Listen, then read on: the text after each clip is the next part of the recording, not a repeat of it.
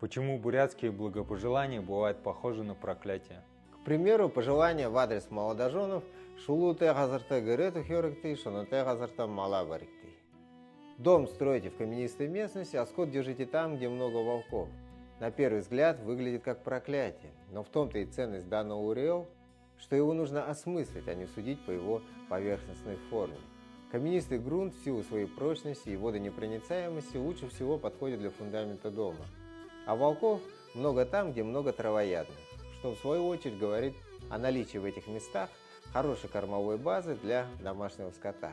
Так что никакое это не проклятие, а ценный совет со стороны более опытных людей. И это только первый смысловой слой. Есть такая поговорка: сильный в каждой опасности видит возможность, слабый в каждой возможности видит опасность.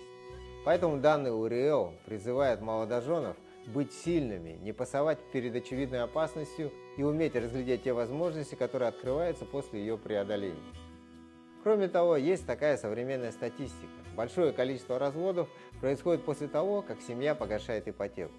То есть после того момента, когда муж и жена утрачивают объединяющий момент в виде общих жизненных трудностей и необходимости постоянно совместной работы над их преодолением.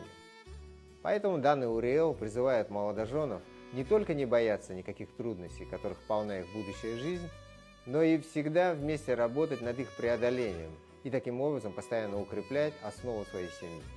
Хундутунухот шанате газарта мала барикты, а для желающих заказать футболку с таким принтом информация в описании.